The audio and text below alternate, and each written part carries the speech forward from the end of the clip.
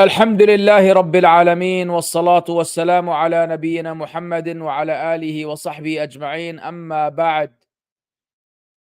Ayah number 33 of Surah Yasin. Let's go. أعوذ بالله من الشيطان الرجيم وآية لهم الأرض الميتة أحييناها وأخرجنا منها حبا فمنه يأكلون وجعلنا فيها جنات من نخيل وأعناب وفجرنا فيها من العيون ليأكلوا من ثمره وما عملته أيديهم أفلا يشكرون سبحان الذي خلق الأزواج كلها مما تنبت الأرض ومن أنفسهم ومما لا يعلمون. And a sign for them is the dead earth.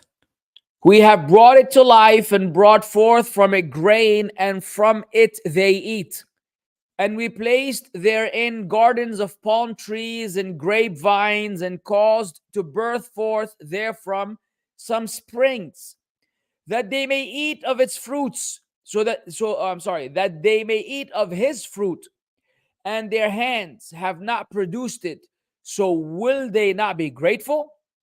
Exalted is he who created all pairs, from what the earth grows, and from themselves, and from that which they do not know.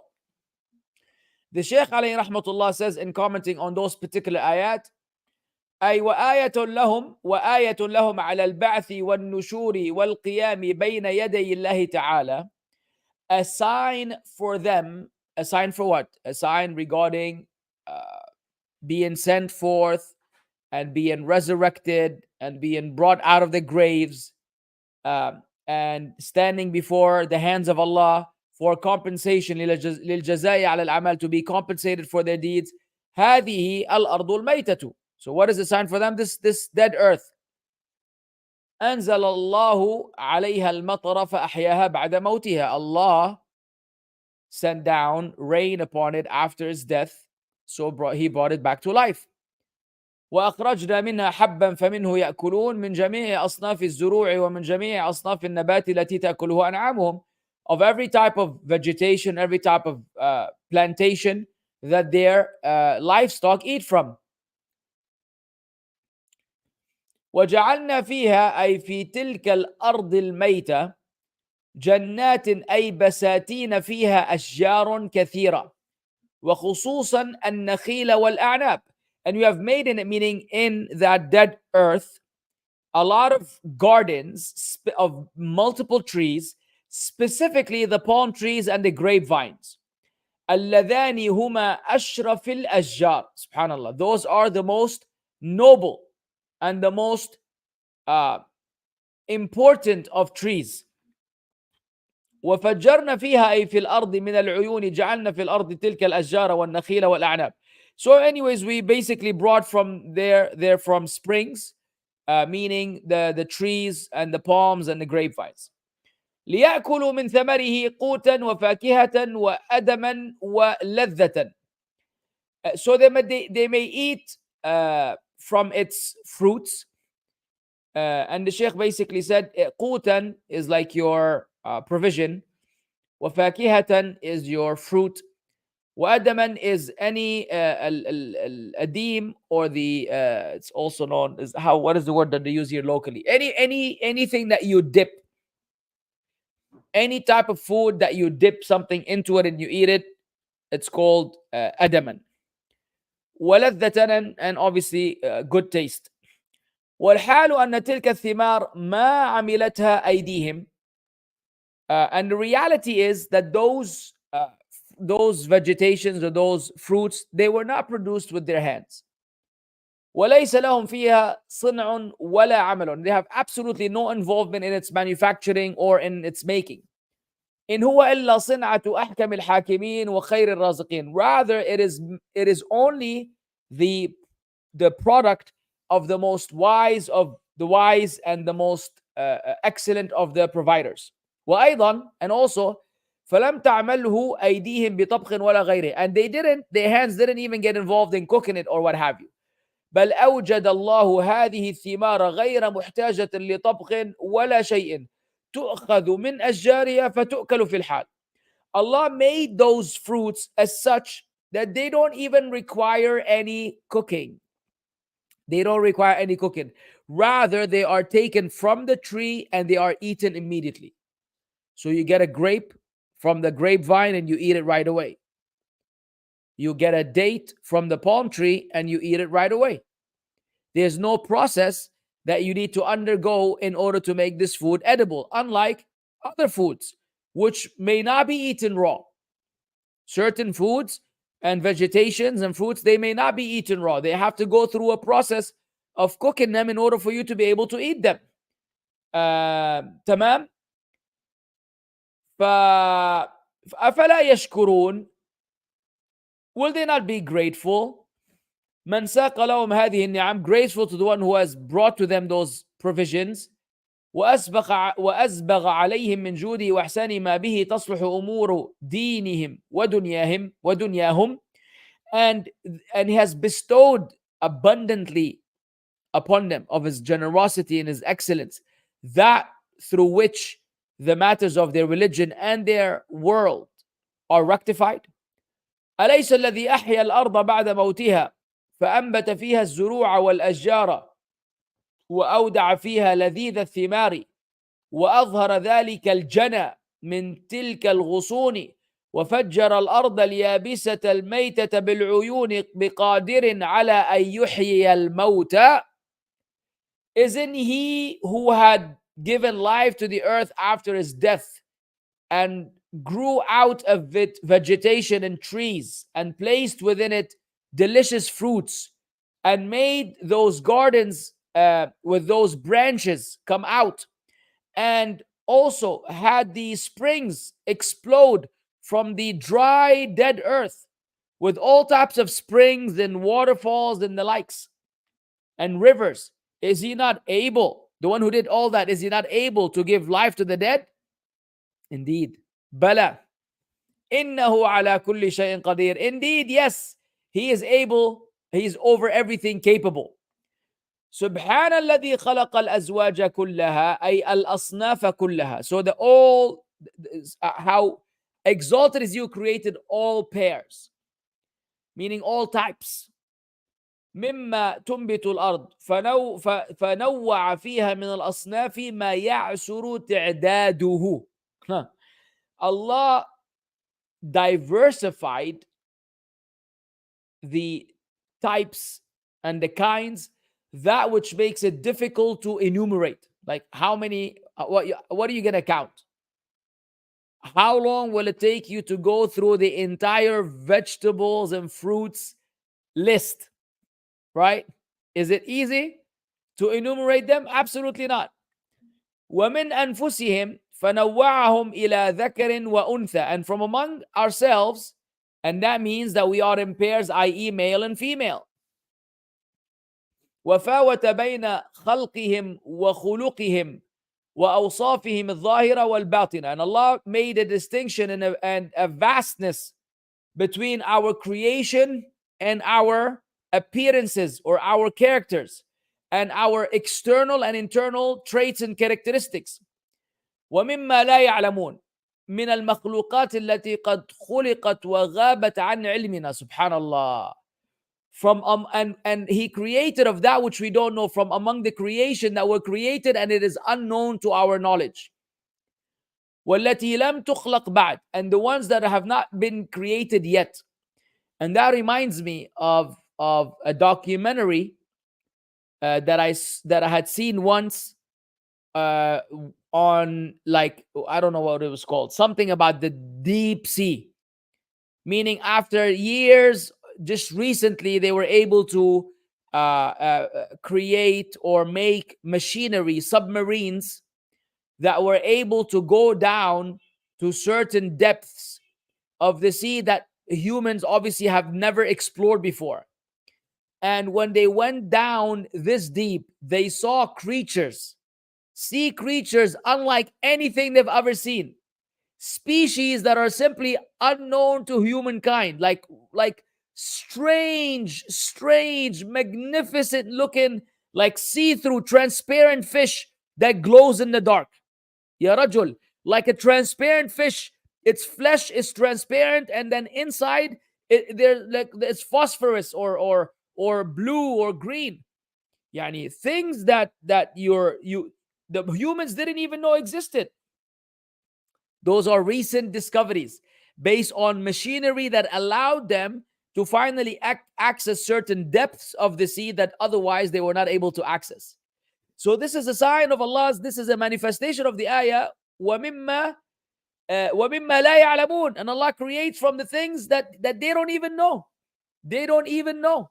Subhanallah, things that are known to us. And there are still things that we don't even know about. فسبحانه وتعالى أن يكون له شريك أو ظهير أو عوين أو وزير أو صاحبة أو ولد أو سمي أو شبيه أو مثيل.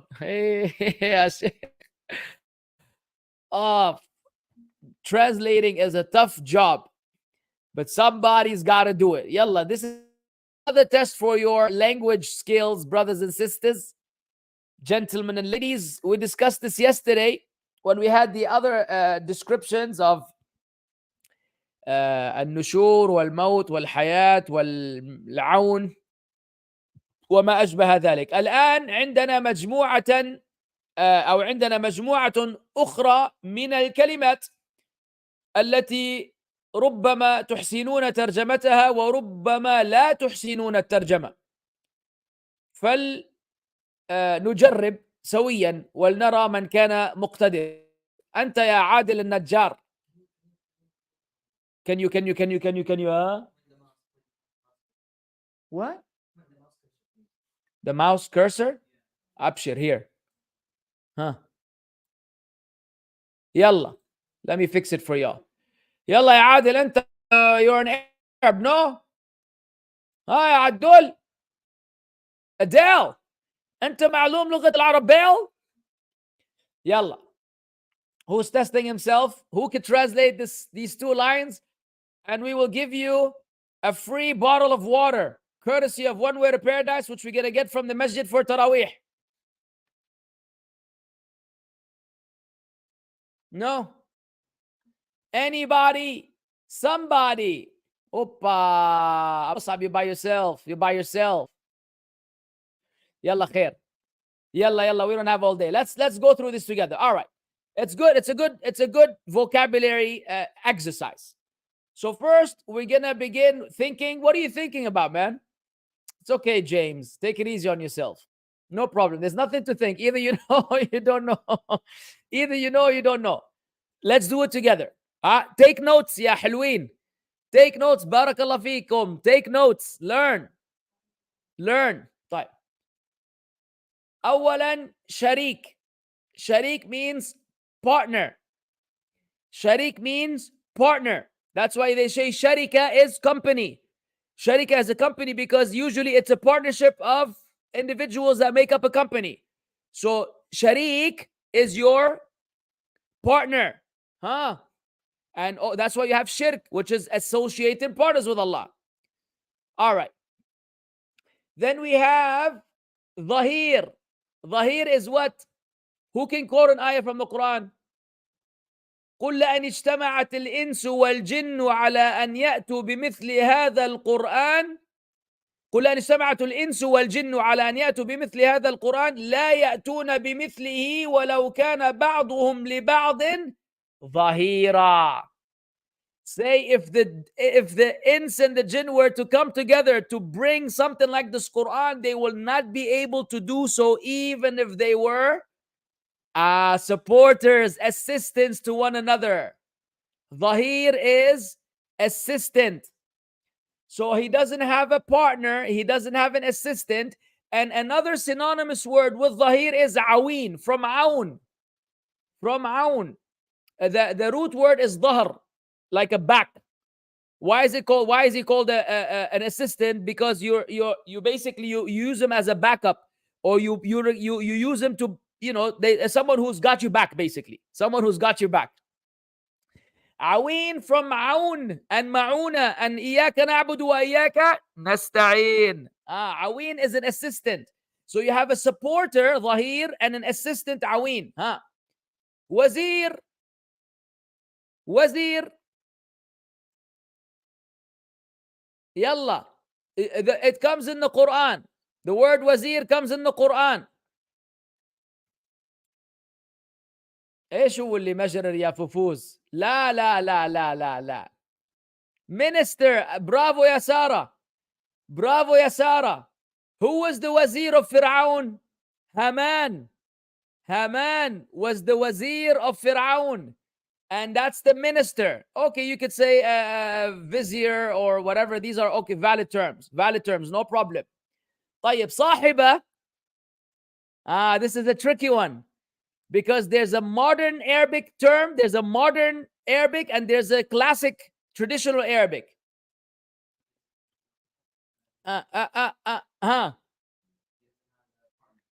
There's أيوة أولياء المخلصين. Bravo. صاحبة is a wife. A wife. أن يكون له ولد ولم تكن له صاحبة. Allah said, how could he have a child when he does not have a wife? This is also in the Quran. It's actually a wife, not a partner. No, not a partner or a companion. Sahiba specifically is a wife.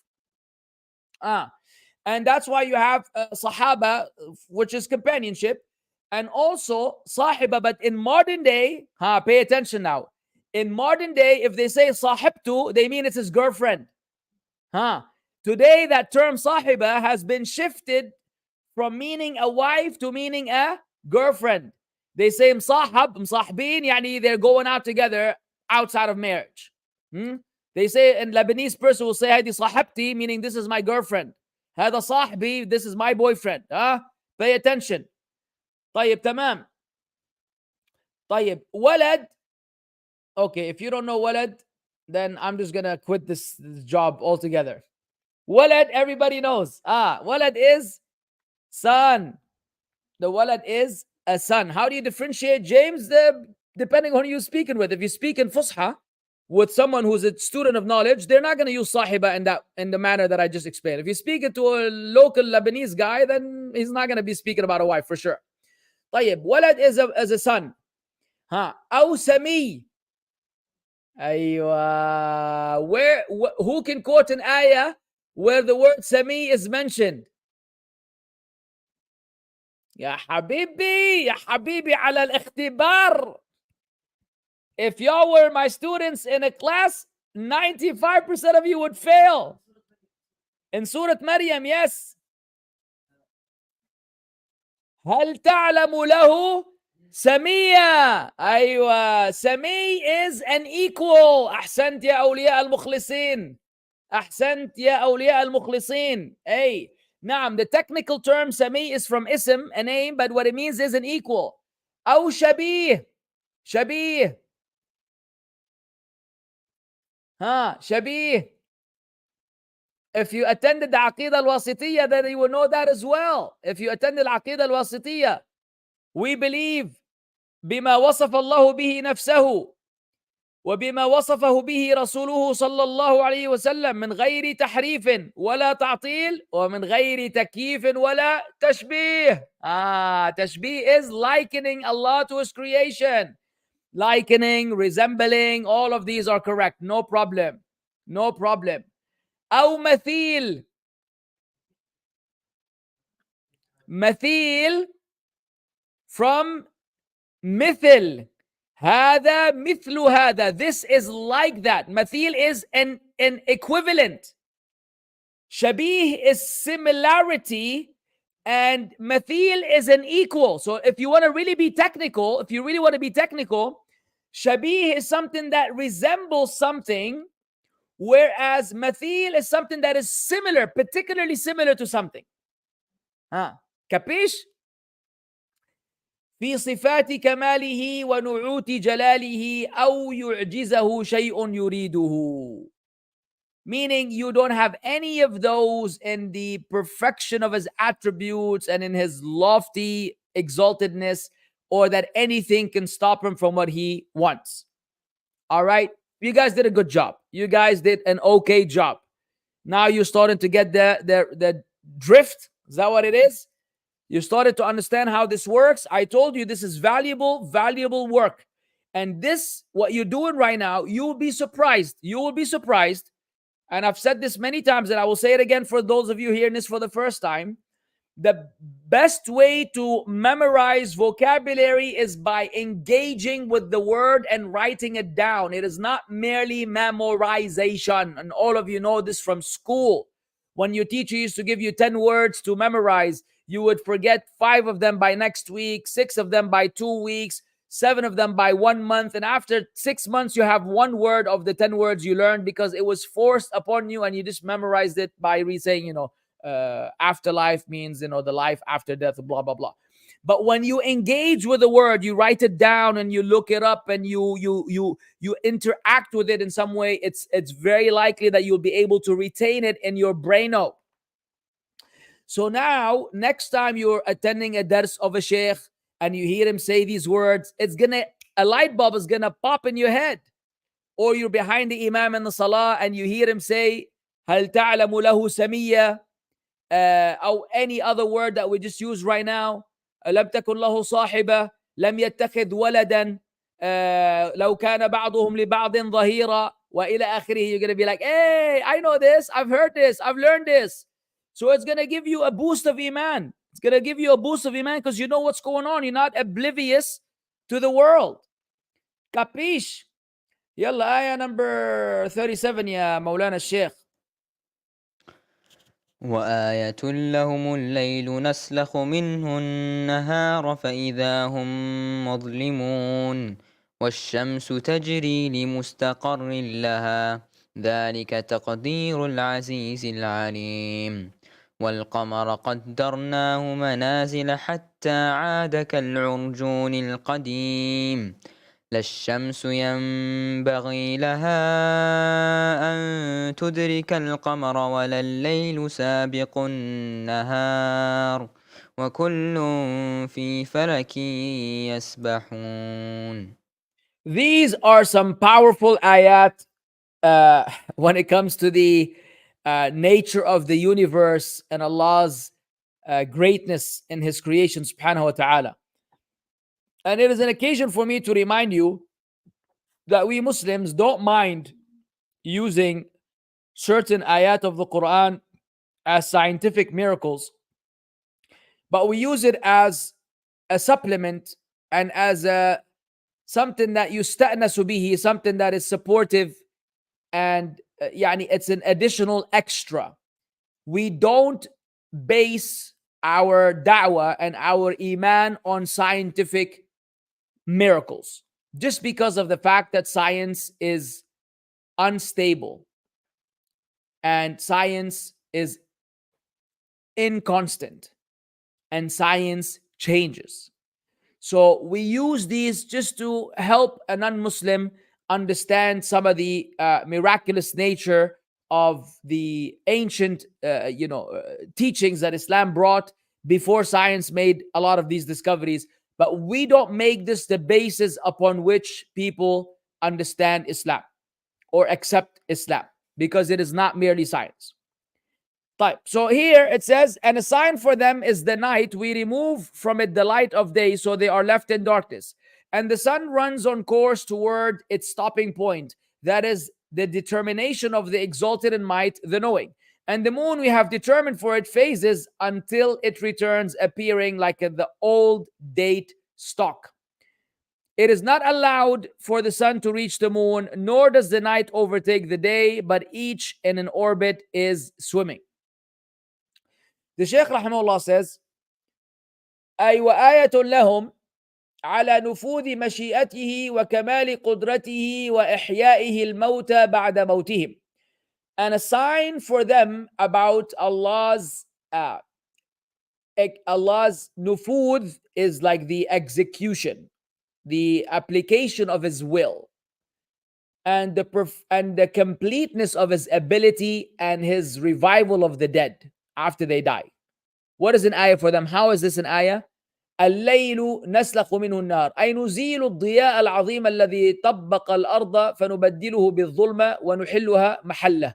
Meaning we remove the light, the great light which had covered the earth, and we replace it with darkness as a substitution. فإذا هم مظلمون. All of a sudden they are in darkness. وكذلك نزيل هذه الظلمة التي عمتهم وشملتهم. Similarly, we remove this darkness that had encompassed them and covered them. فنطلع الشمس فتضيء الأقطار. Then we bring out the sun and it illuminates and lights the horizons. وينتشر الخلق لمعايشهم ومصالحهم. And then the world, the people, the creation spread to, go about to earn their living and looking after their affairs. ولهذا قال والشمس تجري لمستقر لها أي دائما تجري لمستقر لها قدرها الله لا تتعداه ولا تقصر عنه وليس لها تصرف في نفسها ولا استعصاء على قدرة الله تعالى. So the sun is moving on a course and it always goes on its course that Allah had decreed for it. It does not go beyond it. It does not fall short of it, and it does not act on its own accord, and it does not fall short in terms of Allah's ability. It doesn't fall in fulfilling Allah's ability in it. ذلك تقدير العزيز الذي بعزته دبر هذه المخلوقات العظيمة بأكمل تدبير وأحسن نظام. The one with His might, He arranged the affairs of these great creations in the most perfect arrangement and in the best organization. العليم, the most knowledgeable, الذي بعلمه جعلها مصالح لعباده ومنافع في دينهم ودنياهم. The most knowledgeable, the knowing, the one who with his knowledge made it beneficial for his slaves and a source of good in their deen and in their dunya. والقمر قدرناه منازل ينزلها كل ليلة ينزل منها واحدة. And so now the moon, on the other hand, we determine for it its phases, meaning every night it moves a phase. حتى يصغر جدا, until it becomes very small. فيعود كالعرجون القديم, it becomes like the old date stock. أي stock. عرجون النخلة الذي من قدمه نش وصغر حجمه وانحنى. Meaning that the date, the stalk of the date which has become old and dry and it shrunk and it became crooked. ثم بعد ذلك ما زال يزيد شيئا فشيئا حتى يتم نوره ويتسق ضياؤه. Then basically we're talking about the phases of the moon, how it goes from being a full moon to half a moon to the crescent, and then how it grows back until it's in full moon again, and the light is illuminating again from the moon. وكل من الشمس والقمر والليل والنهار قدره الله تقديرا لا يتعداه. And each of the sun and the moon and the night and the day, Allah had decreed for it a course that it does not bypass. وكل له سلطان ووقت. And each one has an authority and has a time. إذا وجد عدم الآخر. When one is present, the other one has to be gone.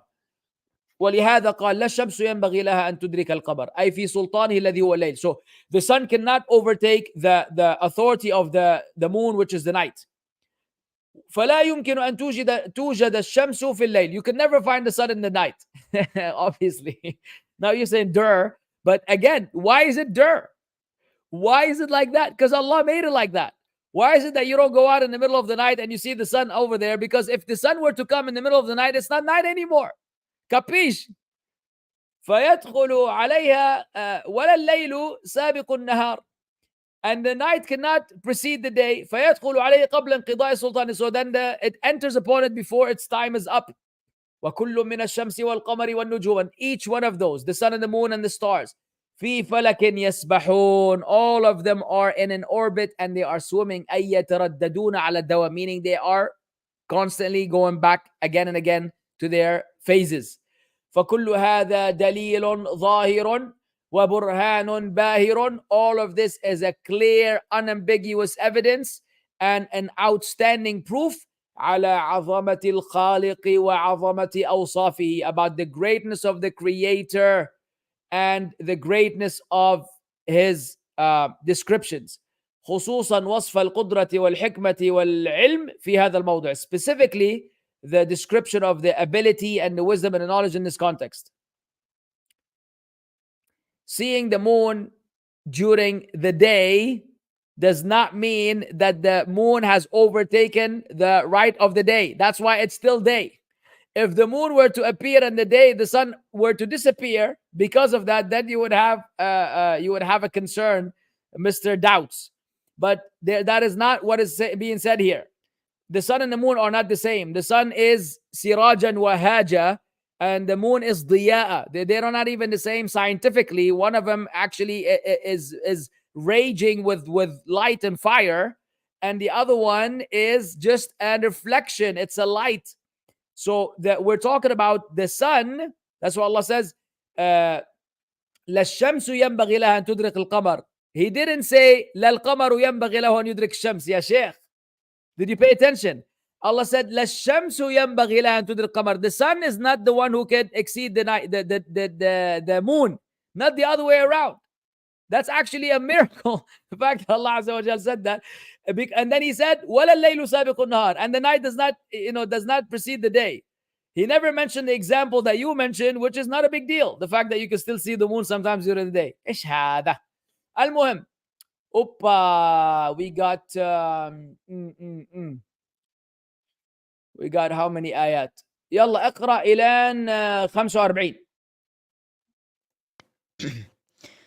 وآية لهم أنا حملنا ذريتهم في الفلك المشحون وخلقنا لهم من مثله ما يركبون وإن نشأ نغرقهم فلا صريخ لهم ولا هم ينقذون إلا رحمة منا ومتاعا إلى حين وإذا قيل لهم اتقوا ما بين أيديكم وما خلفكم لعلكم ترحمون. And a sign for them is that we carried their forefathers in a laden ship, and we created for them from the likes of it that which they ride. And if we should will, we could drown them. Then no one responding to a cry would there be for them, nor would they be saved, except as a mercy from us and a provision for a time. But when it is said to them, beware of what is before you and what is behind you, perhaps you will receive mercy. The Shaykh alayhi rahmatullah says, وَدَلِيلٌ لَهُمْ وَبُرْهَانٌ عَلَى أَنَّ اللَّهَ وَحْدَهُ الْمَعْبُودِ. Dalil is an evidence, burhan is a proof. If you want to be familiar with also vocabulary, take note. Dalil is evidence. Say, give me the dalil. Burhan is proof. Now, sometimes they're used interchangeably, because Allah says in the Quran, قُلْ هَاتُوا بُرْهَانَكُمْ إِن كُنْتُمْ صَادِقِينَ. Say, bring your proof. Sometimes you see us say, bring your evidence if you are truthful. So they are sometimes used interchangeably, i.e., you could remove one and use the other one, and the meaning will be one and the same. So there are many words like that, where if they're used together, then the meanings become more nuanced. And if one of them is used on its own, then it covers the other word in terms of the meaning. Capish? So an evidence and a proof that Allah alone is the ma'bud, the one who's worshipped rightfully. لأنه المنعم بالنعم الصارف النقم, is the one that Allah Azza wa Jal is. He is the provider of the bounties and one who alleviates the calamities. الذي من جملة نعمه, from among his bounties, أن حملنا ذريتهم. قال كثير من المفسرين المراد بذلك أبائهم. A lot of the mufassirin said what is intended by that is their fathers. طيب. وخلقنا لهم أي للموجودين من بعده بمثله أي من مثل ذلك الفلك. And we created for them, meaning from those who are present after them, something similar to that, meaning something similar to the ship. جنسه ما يركبون that which they ride به فذكر نعمته على الآباء بحمل في السفن لأن النعمة عليهم نعمة على الذرية. So Allah mentioned the bounty of carrying their forefathers on these ships because the bounty upon the forefathers is also a bounty upon their progeny. وهذا الموضع من أشكل المواضع عليه في التفسير. And I remember, Ya Allah, I remember reading this tafsir in LA. And I remember reading this in Glendale, in Glendale Masjid. The Imam, Allah Izza al Khair, used to give me access to their library. And it was a nice library. I remember the feeling. This is when I first started practicing Islam and first started, to focus on learning. And, I became a student of Sheikh Abu Mujahid and we were attending classes.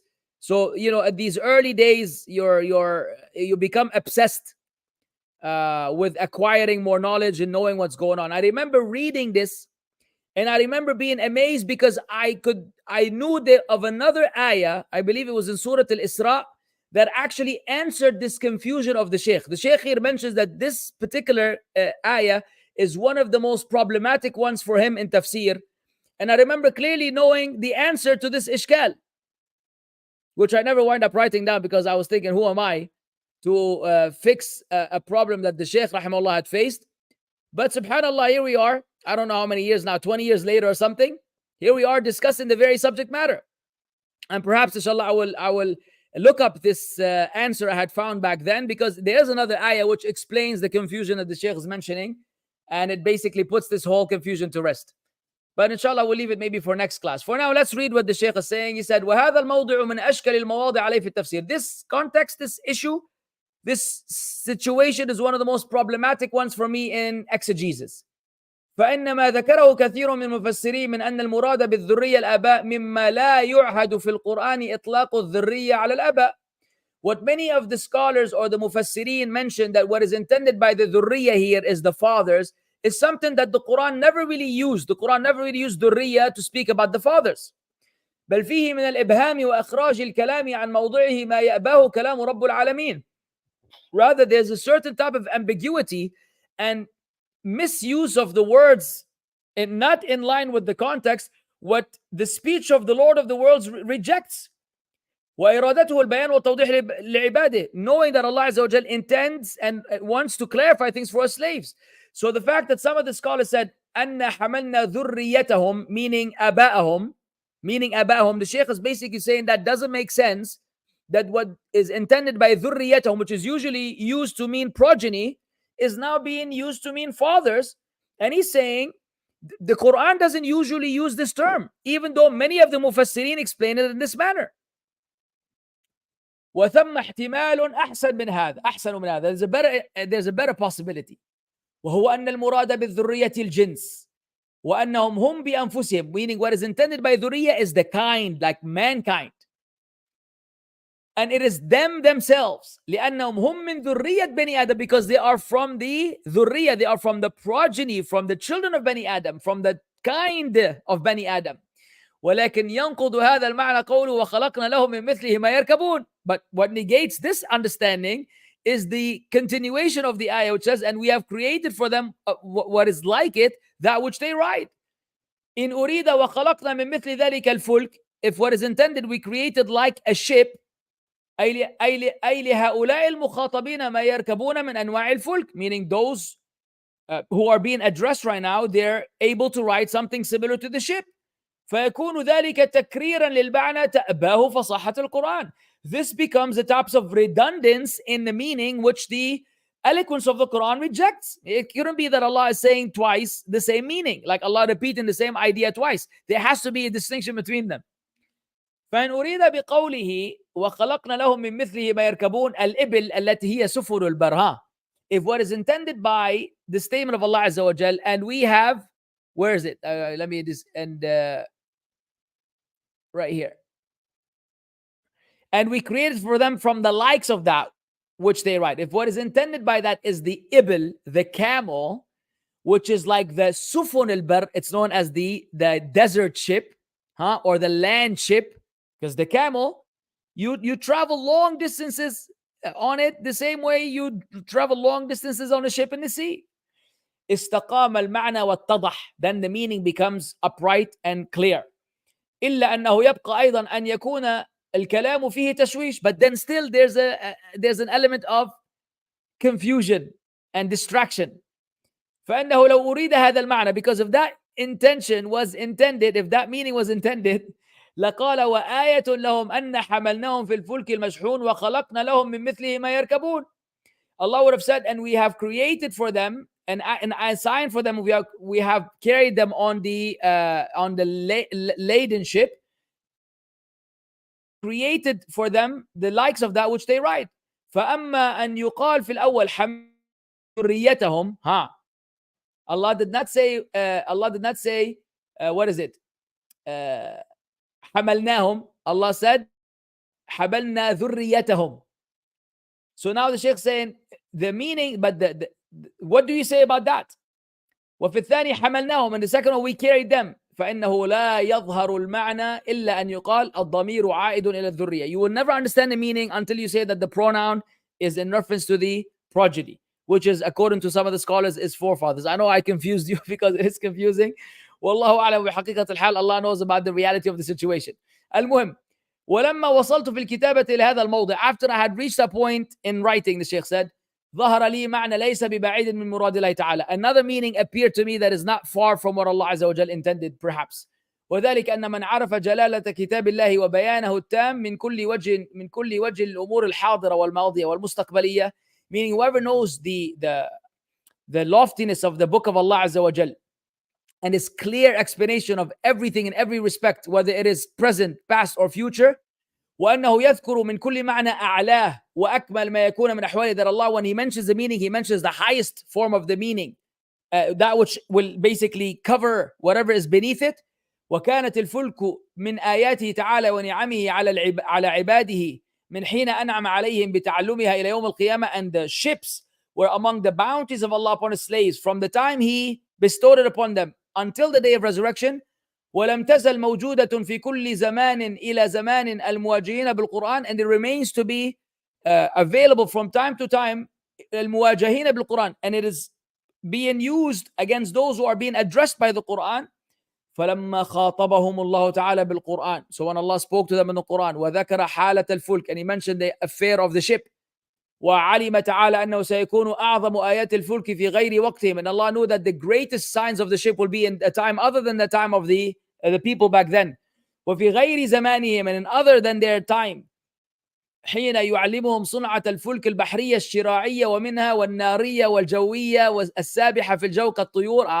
The Shaykh said, meaning Allah will teach him the ability to make the type of ships right now that use the shira', the, what do you call it?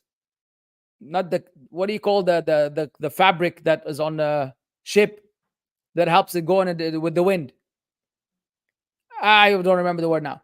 والنارية, and now mortar-based ships. والجوية, sail, maybe it's a sail. والجوية السابحة في الجو, and also airplanes that are swimming in the sky, like airplanes that are swimming in the sky. حلو. كالطيور ونحوها والمراكب البرية, and like the birds, like they swim like the birds, they fly like the birds. And then also cars and vehicles. مما كانت الآية العظمى فيه لم توجد إلا في الذرية, and all of those great signs did not appear except through the progeny. نبه في الكتاب على أعلى نوع من أنواع آياتها. Allah mentioned that in the book the greatest type of its signs. That's why He said وآية لهم أن حملنا ذريتهم, meaning Allah carried the progeny of the previous people, like, which is us, in all of these modern means of transportation. So that includes airplanes and jets and boats and speed boats and all of that, yachts and all that. All of these now are included, jet skis and what have you, even motorcycles, bikes, cars, SUVs and everything. جميل. فقال وآية لهم أن حملنا ذريتهم في الفلك المشحون, أي المملوء ركبانا وأمتعة, meaning it's full with with passengers and luggages. فحملهم الله تعالى. So Allah carried them ونجاهم بالأسباب التي علمهم الله بها من الغرق. And Allah carried them and He taught them the means for them to avoid being drowned. Ooh. Okay, we're going to have to stop. All right. Either way, that's where we are at. Oh yeah, we didn't. Actually, perfect. We stopped at ayah number 43. So ayah number 43, we will continue tomorrow, inshallah.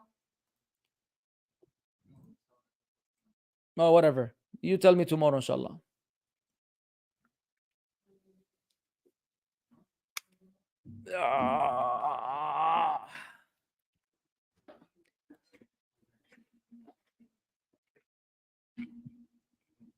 Are we going to see a question appear or not today? Me? No. I want to be enlightened. The tashahhud, as-salam ala nabi, wasn't it after Prophet alayhi salam? And is it okay to call a fulan when absent? If not, then why would the other tashahhud be said before?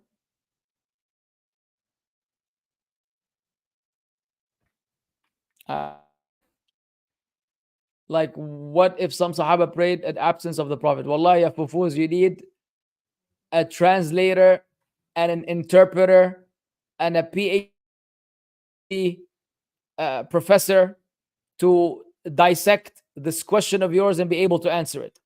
I'm not qualified. I have no idea what you just said. Forgive me, ya fufuz. You're a lovely brother, but I have no idea what you said. ايش هو اللي كيف؟ ايش هو اللي كيف؟ انت كيف؟ ايش قاعد تسال يا ابوي؟ ايش السؤال هذا العريكه والمعصوب والكشري؟ سؤال كشري كله داخل في بعضه، طق برطق طنقله بنق. ايش الو سلامات، روح يا شيخ. Is it inappropriate to say I don't feel bad for Abu Talib because he died a kafir even though he helped the Prophet ﷺ a lot? No, it's not inappropriate. Is it inappropriate to say I don't feel bad? Why all these negations? Why do I have to use all the whatever is left of my brain cells to understand the question? Why don't you keep them both in the affirmation? Is it appropriate to say I feel bad? Or is it inappropriate to say I don't know what you want?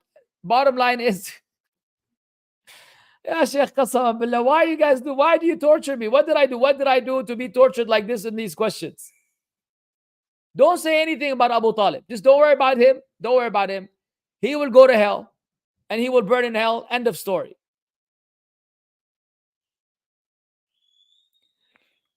Would it be extravagant to spend more on a function for segregated setup to avoid free mixing? 3 times more expensive. I just don't want to lose barakah either by spending a lot or by people mixing. No, it's not extravagant. SubhanAllah, I was reading today in the Tafseer. I was reading an ayah. I was reading the Quran earlier, and it says, وَلَا تُبَذِّرْ تَبْذِيرًا سورة الإسراء إِنَّ الْمُبَذِّرِينَ كَانُوا إِخْوَانَ الشَّيَاطِينَ. So I became curious myself to understand more the concept of tabdhir, because I'm very particular about spending. Like, I'm very, very particular about spending to the point that it could be looked at as being miserly and stingy.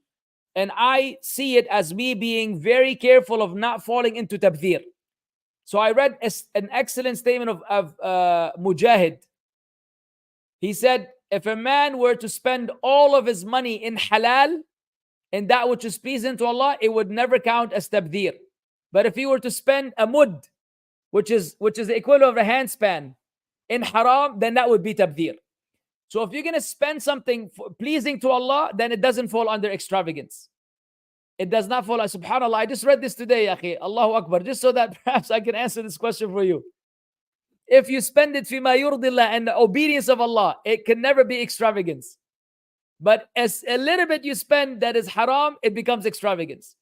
That's why I always tell my children, you leave a little bit of food in the plate. You leave a little bit of food in the plate, that's haram. Because that's extravagance. You're being extravagant. Yeah, you don't eat the crust of the pizza.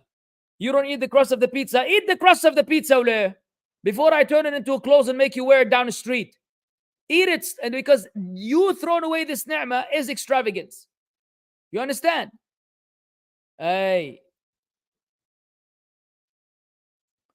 Saw a tweet from a Muslim da'i. Is this correct? Allah's sifa of kalam is eternal in that He always had the ability to speak. As for the Quran, we believe Allah spoke it at a specific moment in time. Okay, it is correct. Are you sinful, me, for forgetting obligatory ilm that you once learned, but left off, not purposely, but out of forgetfulness? Are you sinful from the time you left it off until you reminded of it again? I don't know of any evidence that you're sinful. You're missing out on good. If you forget ilm, then you're missing out on good. But obligatory ilm, meaning that without which you cannot worship Allah properly, then yeah, that's a different story. Meaning if you once knew something that you must know as a Muslim to be able to worship Allah, and now you don't know it anymore, of course you're sinful. I didn't pay attention, or I didn't focus on the word obligatory ilm. Now,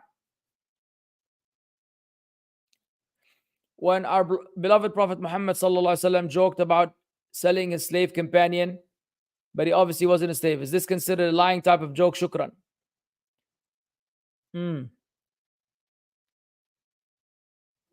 That's a good question. I remember reading a fatwa. I remember reading a tafseer of this particular hadith and how the scholars understood it in the light of the other hadith. But I don't recall the information right now. But I think the fatwa is on Islam QA, Abu Saifuddin. You could find the explanation of this hadith on Islam QA. Yaqub complained to Allah of his suffering. What about similar things? Because I don't like complaining to people. Or is it having bad manners with Allah? Is it contrary to patience? Well, Yaqub complained to Allah. He said, إِنَّمَا أَشْكُو بَثِّي وَحُزْنِي إِلَى اللَّهِ وَأَعْلَمُ مِنَ اللَّهِ مَا لَا تَعْلَمُونَ. I complain. I keep my complaint, my pain to Allah. So the general mention of issues that you're going through when you don't intend to be complaining about Allah is fine. It's fine. It is the intent. It's the intent of someone basically complaining to the people about Allah, like Allah did this to me, Allah did that to me. That is what is not appropriate, and that is what is bad manners, and that is what contradicts patience. Now, what?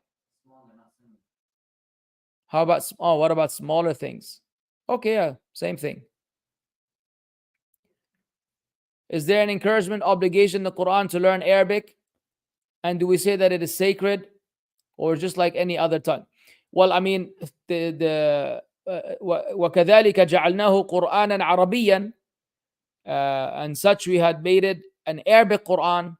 And all of the ayat that mention that the Quran is in the Arabic language, and that the Quran is meant to be understood. كِتَابٌ أَنزَلْنَاهُ إِلَيْكَ مُبَارَكٌ لِيَدَّبَّرُوا آيَاتِهِ وَلِيَتَذَكَّرَ أُولُو الْأَلْبَابِ. All of these ayat basically highlight the importance of learning the Arabic language. The language itself is not sacred, but the language of the deen becomes sacred because of the subject matter. Now, if I get married and don't want my spouse to wear makeup at all, is it wrong? Since I'm not a fan of it, and there's other ways to beautify other than that. Of course it's not wrong. Of course it's not wrong. If you want to, now first of all, I'm assuming that you're talking about you and your wife on your own, right? We're assuming that obviously the wife is not going to be wearing makeup outside. So now, for your own happiness, you don't want your wife to wear any makeup. Obviously, it's your right. And your wife should comply happily with your request. The point of contention that you might come across is that your wife herself may be uncomfortable with her looks without makeup. So be ready for that and try to figure out a way to negotiate this issue without creating a fitna between the two of you. Tamam? So just because some women are accustomed to wearing makeup, and when she feels dull if she doesn't wear it, and you just have to be ready for that. Hopefully she's easygoing, says, oh yeah, great, thanks, I don't like makeup either. So now you both are happy lovebirds. But be ready for some sort of objection of some sort. And but I'm curious about the other ways to beautify other than makeup. You mean like jewelry and stuff, or like maybe braiding the hair? Yeah, agreed. Yeah, makeup sucks, man. Personally, I'm not a makeup fan either, even though I've made up with many friends I fought with before. Ustad, do you recommend a beginner in Arabic to learn mutun from scholars which one has already learned in English? Do you recommend a beginner in Arabic to learn mutun from scholars which one has already learned English? Yes, I do recommend. Do women get more hasanat for praying Taraweeh at the masjid or at home? At home.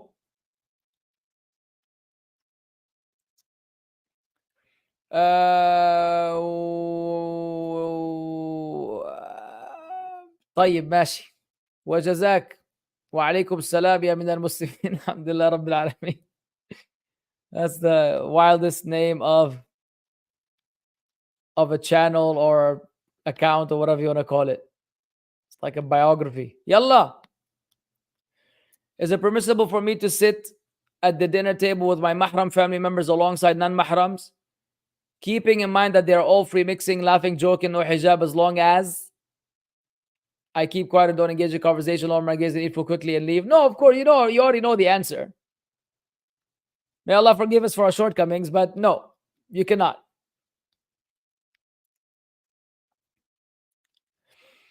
If I make a mistake in at-tahiyya and immediately correct it, do I pray sujood as-sahw because I added something? I don't know. You made a mistake in tahiyyat. What kind of mistake did you make? I need to visit it again. How to increase? Yeah, I know it's a pillar. It's min arkan as-salah. But the mistake you made, does it constitute an addition? Because the addition is in adding something to the salah, not adding words, not the addition of a word per se. That's why. Now, anyways, next. It's a good question. You need to ask a mufti or someone who's a faqih. How to increase husn al-dhan billah? By learning Allah's names and attributes. By learning Allah's names and attributes, and by reading the Quran. قل يا عبادي الذين أسرفوا على أنفسهم لا تقنطوا من رحمة الله إن الله يغفر الذنوب جميعا. Say, O my slaves who have transgressed against themselves, do not despair from the mercy of Allah. Verily Allah forgives all the sins. How could you not have good assumption about Allah after you hear this ayah? Or the hadith Qudsi, أنا عند ظن عبدي بي, I am whatever my slaves thinks of me. فليظن بي ما يشاء, let him think whatever he wills of me. How could you not have husn al-dhan billah once you know the ayat and the hadith that tell you to assume good about Allah? Now,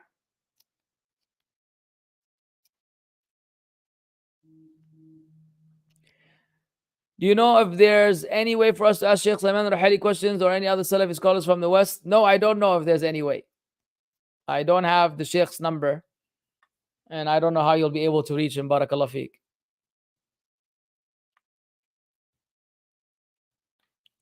How does someone do the first takbir with the mushaf?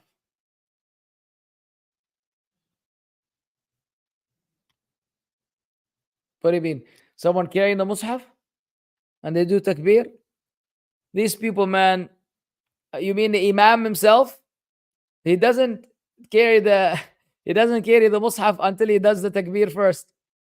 If it's an imam leading people in Taraweeh, which some of the scholars allow that the imam may read from the mushaf, if he's the best reciter among them, then he has it in his pocket. I hope he's dressed for the occasion. He doesn't carry it first. He first will go Allahu Akbar, and then he recites Fatiha. Then when he's done with the Fatiha, he takes out the mushaf and he reads. But for the people behind the imam, you're not allowed to be reading from the mushaf behind the imam. You are not allowed to be reading from the mushaf behind the imam. It's too much movement and too distracting, and you're disobeying Allah, who told you, وَإِذَا قُرِئَ الْقُرْآنِ فَاسْتَمِعُوا لَهُ وَأَنصِتُوا. And when the Quran, فَإِذَا قُرِئَ الْقُرْآنِ, or وَإِذَا, check ya Mus'ab. Is it with the waw or with the fa? So listen to it and pay attention. Perhaps you'll be shown mercy. So how are you going to listen to the Quran when you're reading with the Imam? Now, I know it's very common. There's a guy next to me today. Wallahi, he ruined our Taraweeh. May Allah guide him. Wallahi, he ruined our Taraweeh. The sum of a gun does not stop moving and flipping pages and putting it in and taking it out and putting it in and fixing the shimagh. Ya Sheikh, jannanni, wallah al-azim, jannanni. Ya akhi, wallahi, I couldn't pray. I want to stop in the middle of prayer, telling akhi, please go home. Ya akhi, let the Imam recite. It's with the fa. فَإِذَا قُرِئَ الْقُرْآنِ. Shukran, ya Faris. Jazakallah khair. It's what? Ya Faris, you give me false information? أيوة. تفتي من راسك. أنصته. أي وإذا قرئ القرآن. فارس فشلتنا يا شيخ. عادي. الشاهد the guy threw us off, man. Threw me off the whole salah. نعم, next.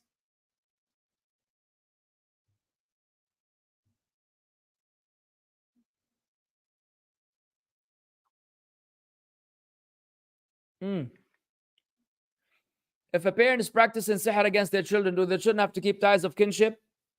Yes. Yes, they still have to keep the ties of kinship, but they need to find a solution for this problem. You obviously want to avoid your parents if they're that wicked as much as possible, but I don't know of anything that allows you to sever the kinship ties, because this is kufr, and Allah told us, وَإِن جَاهَدَاكَ عَلَى أَن تُشْرِكَ بِمَا لَيْسَ لَكَ بِهِ عِلْمٍ فَلَا تُطِعْهُمَا وَصَاحِبْهُمَا فِي الدُّنْيَا مَعْرُوفًا. And if they both struggle against you to associate with me that which you have no knowledge of, do not obey them and keep a good companionship with them in this life. Now,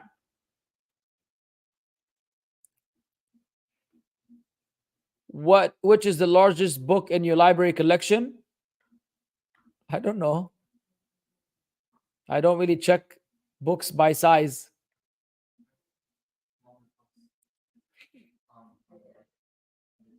Doesn't matter. It doesn't matter. It does not matter. Next. Is it permissible to take pictures with female family members such as your mother? Yes, but you're not allowed to post them on social media. You're not allowed to post them on social media. You can keep those pictures for your memory on your phone. Never print them out and never share them on social media. Naam. When I was in Saudi, Sheikh, when you were in a Saudi Sheikh, you went into a Saudi Sheikh. What was it like inside of him? I was warning a couple when I was in or I'm the Sheikh. When I was in Saudi, I'm not a Sheikh type. When I was in Saudi, Abu Mussab, I was warning a couple to stop smoking. Neither was listening to me. So when we finished a puff and lowered his hand, I snatched it from him and threw it on the ground. Allah. Then I turned to the other smoker, and while I was about to snatch a cigarette, he hit it behind his back, so I was unable to grab it. Is this haram, Maulana? Go troll someone else, man. Go troll someone else. Next.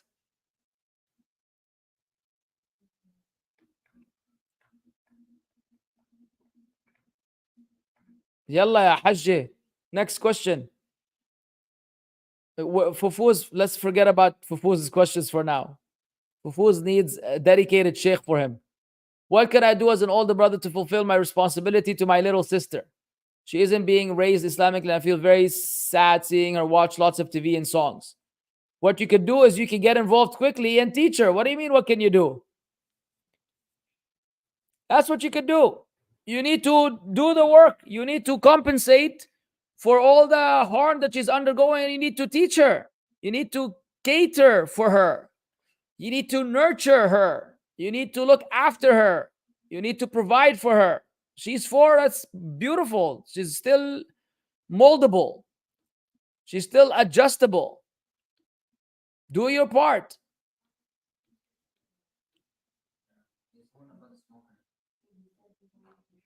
So how is it not a troll? Why are you calling me a Maulana at the end? Knowing that Maulanas are Deobandis. All right. And let's say you're not a troll. What do you want me to do, Tayyib? The other one snatch you. What do you? I need. You know that this is, bro. You're using my story, and you're asking me a question about something you did in Saudi. Your name is anonymous user. روح يا شيخ. روح بالله عليك. أمشي. عرجون القديم is one of the last seen phase of the moon and born in Fajr for a small period. Okay. جزاك الله خير.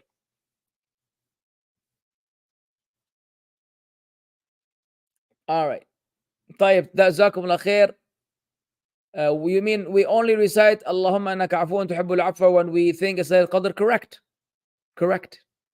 Correct.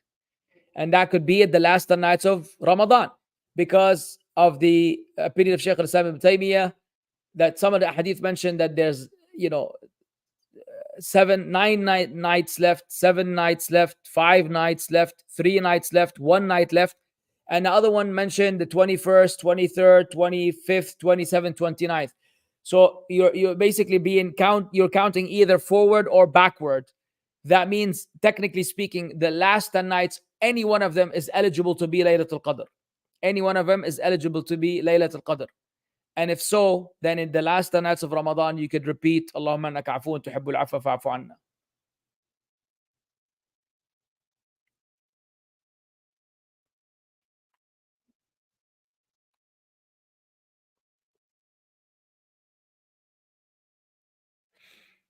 All right. Khalas, we're done. The gap between Adhan and Khutbah is very short during Jumu'ah.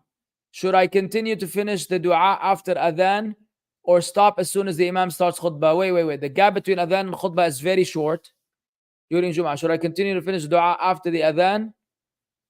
You stop as soon as the Imam starts the Khutbah. You absolutely stop. When the Imam begins the Khutbah, you go into silent mode.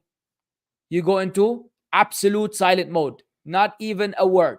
Nada. Chicken enchilada. Didi dada. When memorizing Quran, the method I'm familiar with is repeat each ayah 10 times while connecting to the ayah, while connecting it to be ayah B. For what do you think? Whatever floats your boat, ya Mustafa. Whatever floats your boat. Yeah, Sheikh Abdul Rahman Hassan has a video on it. People memorize the Quran in different, whatever does the job for you. You could recite it 10 times, you could recite it 1 time, you could recite it 20 times, you could recite the whole surah. It's whatever floats your boat. If someone well respected in our community said that celebrating birthday is not haram since it's neither a Christian nor a Jewish celebration, therefore it's okay as long as we don't exaggerate. We tell them that you are ignorant of the origins of a birthday, which is a pagan. It's a pagan celebration that was practiced by idolaters and idol worshippers and pagans, and then it was transferred to the Christians, who basically picked it up and continued with it. And then if a Muslim now celebrates a birthday, he's copying both disbelievers, both categories of disbelievers, the pagans and the Christians.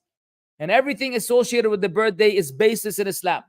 There's nothing in Islam that mentions that you need to make any special event about the day you were born. Bearing in mind that most of these geniuses, they celebrate their birthday on their Gregorian calendar, which Islam doesn't really even recognize. Islam recognizes your age according to the Hijri calendar. Ya Majnoon. Ya Majnoon. The Hijri calendar is when you were actually born. Sometime in Safar, Rabi' al-Awwal, Rabi' al-Thani, Muharram, Ramadan, Sha'ban, Shawwal, Rajab. You were not born in January, February, March, April, May, June, July. No. That's not what in Islam. When Islam says that, muru awladakum bis-salati wa hum abna'u sab'. Command your children to pray at the age of 7. It was not referring to January. It was referring to the Hijri calendar. And you pay zakah according to the Hijri calendar. So you're actually celebrating your birthday on the wrong day. And secondly, there's nothing in Islam that stipulates any importance about the day you were born. Third of all, there's nothing in Islam that acknowledges a cake for your birthday or candles on the cake of your birthday or wishing upon a star before you blow the candles of your birthday and then you getting gifts from people because it's your birthday. None of these Islam acknowledges. Ya Ustad. So the person who says that it's not haram is absolutely ignorant of Islam. This is something that Yasir Qadi will say. And he has said.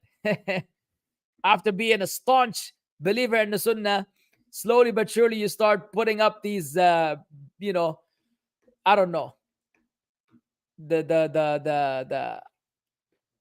yeah, and then you just kind of sell out. It's just a sellout. Allah musta'an. Naam. So, anyways, I prove to you beyond the shadow of doubt, inshallah, that birthdays have nothing to do with Islam. All right, this is it, man. It's 11:11. You guys are really pushing it. Jazakumullah khairan.